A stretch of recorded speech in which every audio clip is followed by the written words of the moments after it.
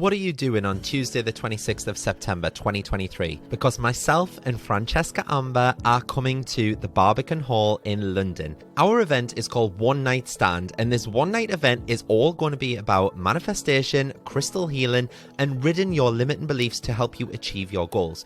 We've curated an immersive experience that will leave you feeling inspired and empowered. Throughout the evening as well, we'll also have interactive exercises, we'll have empowering discussions, and the opportunity to connect with like-minded individuals on a similar journey towards personal growth and manifestation. There'll even be an opportunity for you to ask questions as well. This event is your chance to break free from the shackles of self-doubt and unleash your inner greatness. It's time to release those limiting beliefs that might be holding you back and step into your true potential. And if you want to come on your own, by all means do that. Single tickets are available and seating is totally unreserved, so you can even meet up with your spiritual friends and sit with them as well. Head to @CannyCrystals on Instagram and click the link in my bio. Tickets are limited, so secure your spot and be part of this transformative experience. Don't miss out on the chance to manifest your dreams and achieve your goals. We can't wait to see you there.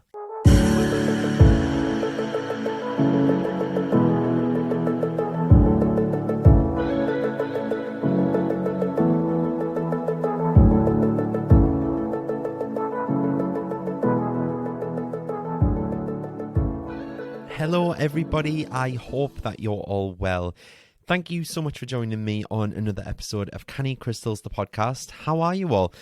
I never know why I ask that actually, because it's not like I can even hear your responses. Maybe I should I don't know, do a seance and channel your answers. But yeah, this last week has been quite testing for me. Obviously last week I mentioned that I was moving into my new office. And I moved in a few things, like me desks and things like that. But Johnny was away for the weekend. So I thought, I'll have a go at moving everything without hiring a van. And I'll just use my car. And I'm just going to put everything in the car and go backwards and forwards to the office. Because it's only 5 minutes down the road from my house. Anyway, I started on Friday lunchtime. And I continued to work until around 9 p.m. that night. Then the next morning on Saturday, I had to obviously pack orders. So that was quite chaotic because I hadn't unpacked any of the boxes that I'd taken down to the new office. And everything was bubble wrapped. Everything was wrapped in newspaper. I was constantly opening boxes, trying to find out what people had ordered. Rookie error, I should have really labelled the boxes. I had over 40 boxes and pulling my hair out trying to do these orders. Anyway, I was constantly opening these boxes, trying to find out what people had ordered and trying to find the items that they'd bought. And then I spent all day there Saturday until 7 p.m.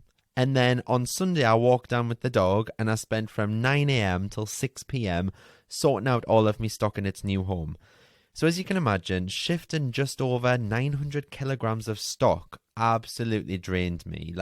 But it's over now. I'm in my new office. If you haven't seen it yet, go check out my Instagram story where I've just posted a video this morning of the little transformation for my workspace. I'm so proud of it. I am actually quite proud of myself, and I know that sounds really, really sad. I got myself a little drill and I built everything myself as well. I've even hung the pictures. I've put the shelf up on the wall. I'm kind of shook at how butch I could actually be. I'm going to start drinking beer and going to football matches and punching horses. But yeah, last Saturday, you might have seen on my Instagram story as well that I went and test drove that Range Rover Velar that I've banged on about for the last year. I am determined to manifest it into my life. So I thought, what better way to get onto the frequency of really feeling what it's like to drive one than to actually go and book a test drive. And believe me, this was such a good idea if I do say so myself. And when I got there, I surrendered over me driving license and my car keys, and I was handed the car keys to a brand new Range Rover Velar. And I was told that I could go out and about it for about 30 minutes, I think they said. So obviously after getting used to the controls and stuff like that, I could literally go wherever I wanted to, half an hour's drive away, obviously. Now I was a bit nervous because I drive a manual, with the gears and stuff like that. But most Range Rovers nowadays are automatic. And the last time I drove an automatic, I can't believe I'm about to tell you this story.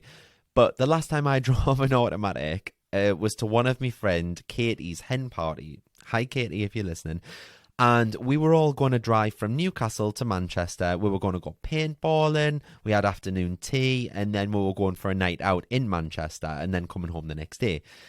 And I offered to drive us all there in this huge minibus. I think there was about 16 of us. Anyway, everyone else was strapped in, ready to go, apart from the bride herself. And I pulled the minibus off the path. And I immediately, automatically just went to change gear. But on an automatic, you don't have a clutch. You just got the brake and the acceleration pedal. So by me thinking that I was putting my foot on the clutch, I'd slammed my foot into the brake. We came to an emergency stop, obviously, and because she didn't have a seatbelt on yet, she went flying through the middle aisle, completely smashed her face into the rear view mirror, like at the front, on the windscreen. I mean, to say we were shook up for a good hour or two after that was an absolute understatement. I mean, we find it funny now, but that's why I'm nervous about automatics. I almost put a bride through the windscreen like a week before a wedding. So back to my story anyway. I went quite off on a tangent there, didn't I? I drove this Range Rover around the Silverlink in Newcastle, which is kind of like a busy retail park. And I went on the motorway and I took myself off down to the coast. And as I did, I wound the window down. I stuck on my sunglasses. I put the radio on. To be honest, it was 29 degrees and I must have looked like an absolute prick. But I was trying to get into the feeling of it being mine and belonging to me. So I'm like driving along, with my elbow on the window and just like smiling away to myself with my sunnies on and good music playing. I had Beyonce on actually. And when I got back to the dealership, I took photos of everything. And here's the key part, okay? So this is the game changer. I made sure that every single photo that I took had like something of mine in it. So like my arms and my hands in them, or like I took a photo of the pedals with my feet on them. So for example, like I took a photo of the dashboard with my hands on the steering wheel. I took selfies of myself pretending to drive it too. In fact, I think if I'd had a bit more time, I probably would have drove it home and, I don't know, took a photo of it outside of my house. Do you know what I mean? Like on my drive. And I think that's just such a good idea. Like, so now I've got these photos of this gorgeous car with my own hands and arms in them. And obviously my arm, I've got a big sleeve tattoo. So I know that's my arm. So that's now loads easier for me to now visualize what it would be like to put my hands around that steering wheel and physically drive it. And like I say, this is such a powerful thing to do because it really brings your manifestations to life. And you know what I always say about using your senses and stuff like that? It gives you the drive and the fire and the passion to then go and achieve it, to have this as your end goal. So when I got back home, I was scrolling through my photos on my phone and I honestly felt on such a high that I'd got to drive this car. And it's really made me want it even more now. So I reserved one. I put down £500 because that's how much it is for a reserve fee. It's fully refundable. So I was like, okay, I'm just going to do this, bite the bullet. And I thought that is my, like a significant offering to the universe that I'm willing to do anything to get this car. But the waiting time for them is anywhere between 12 to 15 months. So I'm now in the queue, okay? But I honestly don't want to pay that ridiculous monthly payment for it. And I have no intention of paying that ridiculously monthly payment for it. So I'm trusting that the universe is going to deliver another method of me wanting this Range Rover Velar while I'm waiting on it to be built. Now, 12 to 15 months is a long time. I've manifested so much more within that time parameter.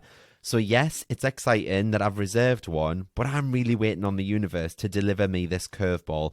I'm not saying that I want something for nothing. I'm not saying that, like I'm going to just win it and expect it for free and expect the universe to give me it for free. But you never know, like I might make enough money in sales like I did a couple of episodes ago when I made £30,000 in 30 days.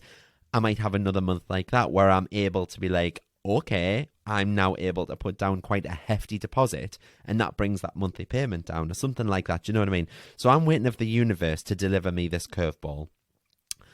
But apart from that, I've not really had time to do much else this week. So my personal life's been pretty fucking boring, if I'm honest. But anyway, going back to my Instagram story, this is what I want to base today's episode around, okay? So if you saw my story last Friday, I think it was. Actually, yes, it was Friday.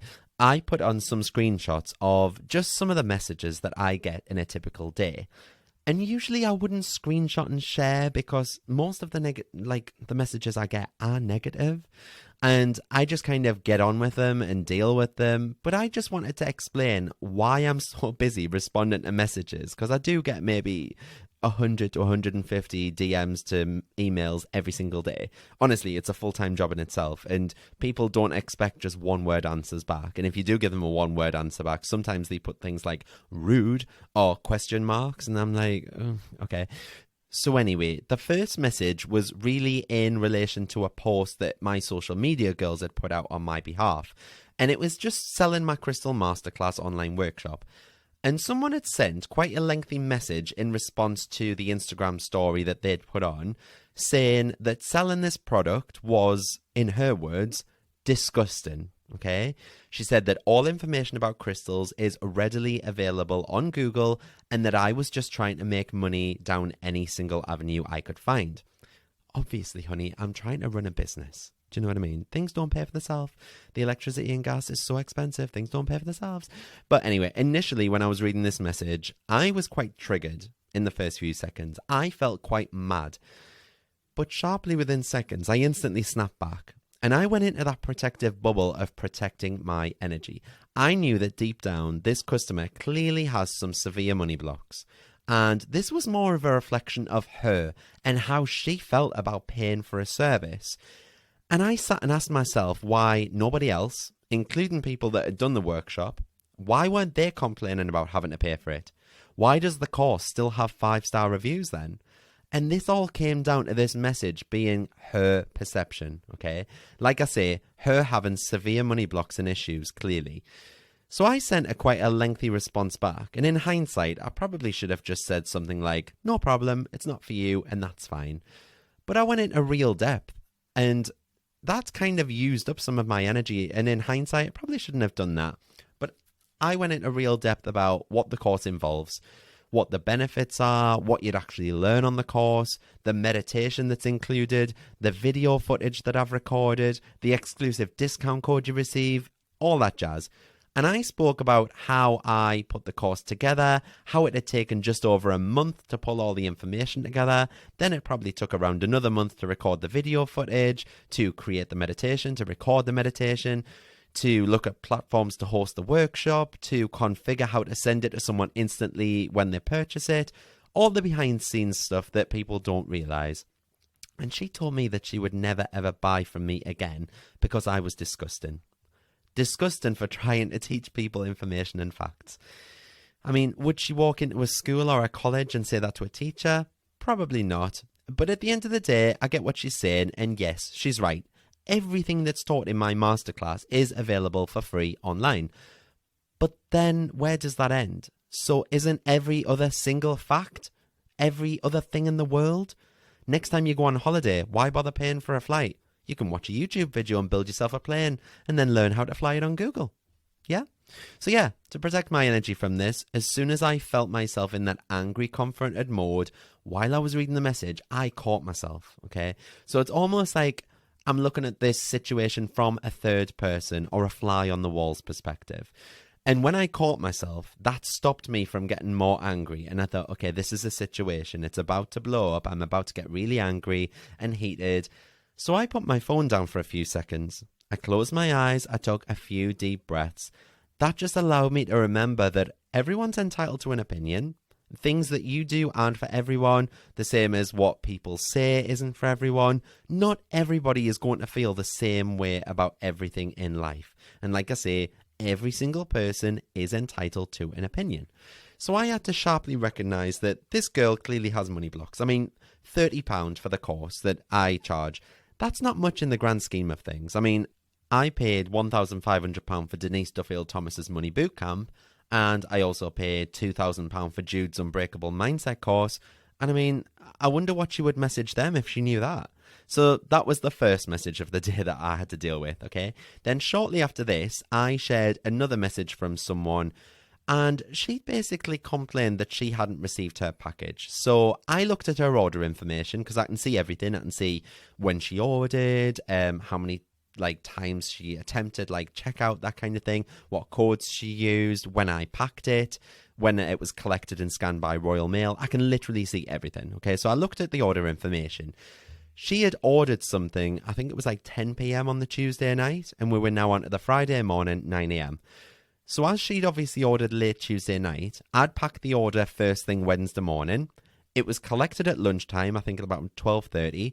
So realistically, it had only been in the postal system for one full day, and she was chasing where it was. So I had a look, and I explained to her that she had chosen standard post and that second class was usually 3 to 5 days on average. And she came back at me with, second class? I paid £3.50. So, of course, as soon as I saw that message, I screamed inside. I took a deep breath and I responded, letting her know that Royal Mail actually charged £3.30 for second class. And that the other 20 pence that she'd got charged was kind of her contribution towards the 60 pence box that her items were in, the packaging, the bubble wrap, the zigzag paper, the fragile stickers, the Canny Crystal sticker, the sellotape, the thank you card, the crystal care card, the incense stick, my time taken to pack it, as well as the address label printed. And I don't think she'd actually taken all that into consideration because, I mean, sometimes it takes 10, 15 minutes to pack an order, especially if there's like quite a lot of them and it's like in a box, and hers was a one that was in a box. So obviously you've got to make the box up, you've got to pack the box efficiently with making sure that nothing's going to get broken, bubble wrap everything.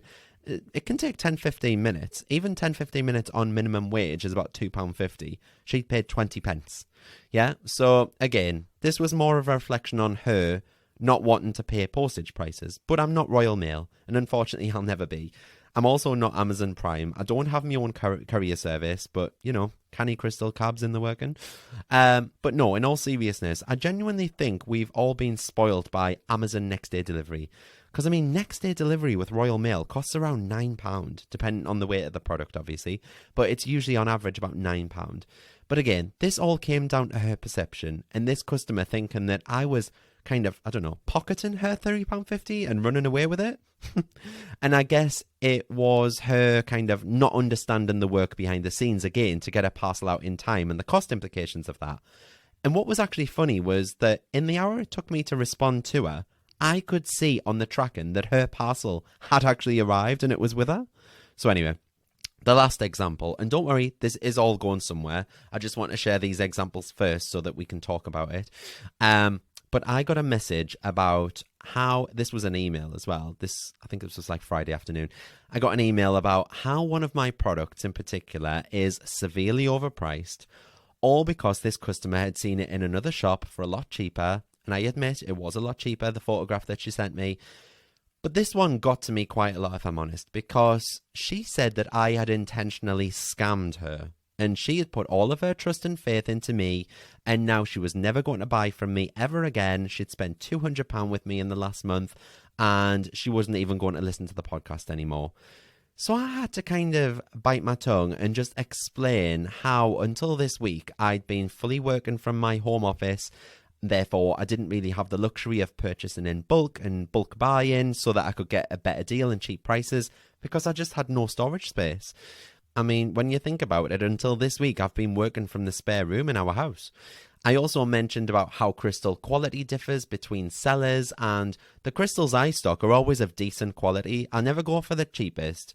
I sometimes go for the best. It depends on what crystal it is, because sometimes it's not that much more expensive to buy them in, but I would never go for the cheapest. And I always feel like I would like to spend a little more for the crystal to look and feel nicer than kind of a dull one full of natural bumps and lumps. But anyway, I then explained to her the different fees I get charged per transaction from Shopify, PayPal, ClearPay, Klarna, Visa, and then kind of taking into account discount codes, how much crystal prices fluctuate from the point of buying, such as, let's go with Moldavite, for example. So when I first started with crystal healing, I remember seeing Moldavite for £5 a piece, and now that same size piece costs in excess of £100. Like, it's just crazy, but it all goes by supply and demand, just like anything else does. Look at Lurpak, for example.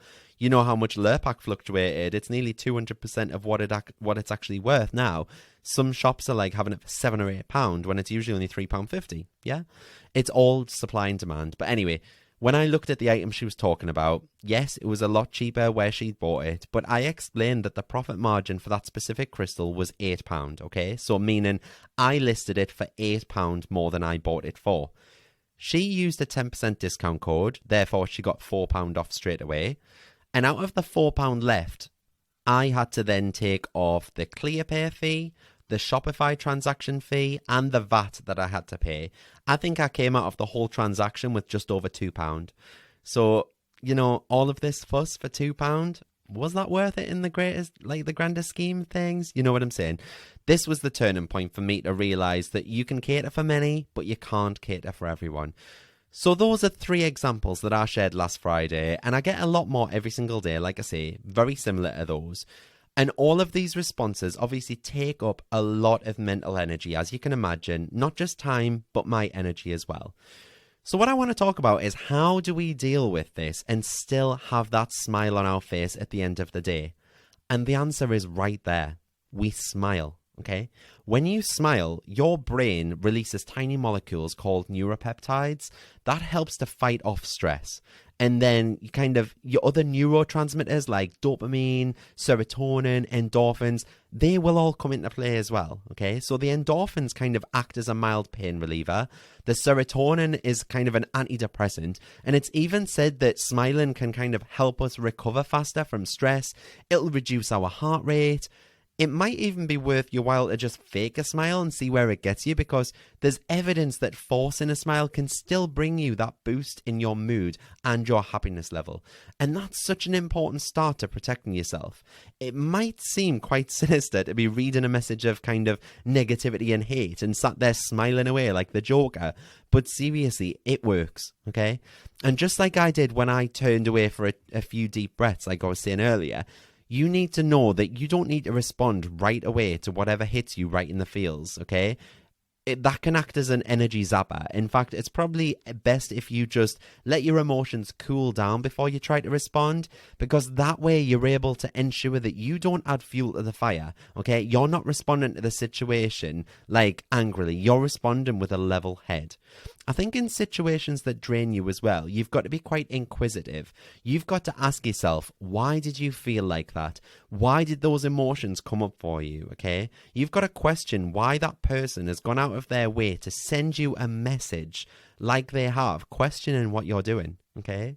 So most times than not, it's because they don't understand the process. And I get that. That's fine, because they don't work for you. Some people really are clueless about how parcels get to them or how shops get their stock. You know what I mean? They literally buy something online.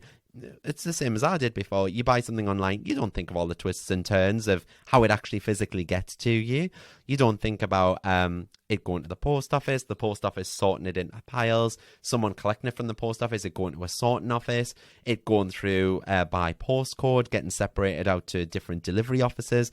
The amount of work that's involved is actually crazy, okay? But simply by being aware of your feelings, I think you can reduce the irritability pretty much instantly. And it's such an important thing to do. When you're aware of your own feelings and emotions, that's when you can start to protect your energy rather than just wasting it on these stressful situations. So I tend to fly to my happy place in my head as well. And I know loads of you do this already, but this is another way of protecting and conserving your energy. And it's just to visualize your happy place in your head. It takes a few moments to do. It's free. You can just do it sat at your desk. You can do it wherever you are. Obviously, don't do it while you're driving, because you do need to close your eyes. But with your eyes closed, just visualize yourself on that beach or in that bed or, in that special place or driving that Range Rover. Whatever bliss is to you, it really recharges your battery instantly, okay? And it makes you focus on the here and now. And another thing I do is to create a little sanctuary, okay? So my sanctuary and safe place away from my desk was always my garden. Obviously, moving into this office, I'm going to have to find a new place, but there's plenty in this building. But yeah, my safe place away from my desk at home was my garden. So when I got messages like that, I would go and make a cup of tea, take myself out of the situation, and I would just go and sit in the garden for 5 minutes just to chill, let the feelings go and kind of wash through my body so that they're gone and they're not draining me any longer. And like I say, it's all about living in the moment, okay? So mindfulness is a great technique to use in times like this. because all of our worry stems from what will happen next. Okay, that's what we think about all the time. What will happen next? We wonder what the next situation will be, how it's going to unfold, how it's going to affect us, and the impact that it's going to have on us. And that causes unnecessary stress, because you're not just living through a situation, you're preempting that situation and you're going through it in your head, but then you're having to live through it as well. So you're technically going through that situation twice if it does happen. But 9 times out of 10, we take things out of context. We worry about things that will never ever come to fruition, things that will never ever happen. And we worry about that so much. So when we use mindfulness, we sit in the present moment instead of concentrating on the future and what will be, or even sitting in the past thinking about what you should have done or what you should have said. So sitting in the present moment is the best thing you can do for your body. Honestly, it's an absolute game changer. So in my sessions with Jude, my life coach, everything I was worried about when I first started seeing her, she would kind of sit down and say, okay, but is that worry a fact or is it perception? And 9 times out of 10, it would be total perception, okay? And everything I was worried about, what would happen, kind of, rather than what had actually happened. And coming to terms with this and using that little question in everyday life, that's really changed the way that I look at situations and my outlook and the way that I react to them. And don't get us wrong, like maybe a year ago, if anyone had sent me those kind of messages, I probably would have packed Canny Crystals in on the spot and sent them a nasty message back, kind of like, you caused all of this, or something like that, to kind of get back at them and kind of get one over at them. But honestly, it's more of a reflection on them than it is on you. And the sooner you realize that, the sooner your life will change. So when something happens to you next time and you feel like that sinking feeling in your chest, just remember to breathe. Remember to take yourself away for a few moments, enter your head, go to your sanctuary space, bring yourself to the present moment and just question if what they're saying is factual, as in, is it the truth, or is that just their perceived view? Okay, and when you come to realize that it's actually their view, it honestly will not affect you half as much as it would normally. You've got to stop thinking about what other people think about you, okay? Especially if you've got your own business. You've got to have such a thick skin because you're putting yourself out there technically for people to comment on your work and people to comment on everything that you're doing and stuff like that. So once you realize that that's their view and you don't really care about their negative view, it honestly won't affect you half as much as it would normally. Obviously, if it was constructive feedback and constructive criticism, you can always take that on board because that's not intentionally negative, okay? Whereas these messages that I sometimes get are intentional, okay? They're not constructive. There's nothing constructive about them. And I won't lie, I've actually had worse messages since last Friday, but I'm not about the drama. All I'm trying to do is help other people, so I'm not feeding into this negativity, okay? I'm just letting them slide by. And I know that I've also already done a previous episode on protecting your energy in full as well. So if you want to check that out, find out more, go check out that episode. I'm pretty sure it's like episode 28 or 24, something like that. And I guess I have nothing else to say this week to you other than it's Thursday night, 9 p.m. I'm sleepy. I said that I wasn't going to work from home. I forgot to record my podcast, so I had to just record it from home. I don't usually go to bed until about midnight, but my God, I am shattered. What a week. So I think I'm going to head to bed. But yeah, feel free to drop me a DM on Instagram or TikTok at my profile, which is at Canny Crystals. Please leave a quick review on this podcast as well, wherever you're listening from. It's free for you to do so. It takes no longer than 10 to 15 seconds. Please, please, please. I will love you forever, and it really, really helps us out. And anyway, I'm going to see you all next week when it's supposed to pour down with rain all week. I'm burnt to the ginger crisp that I am from all this sun, so I'll quite happily welcome that rain with open arms.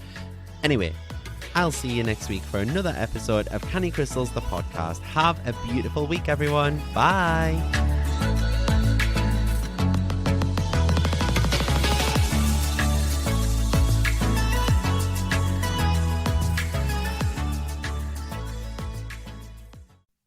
come and join me in the Manifest with Mart community.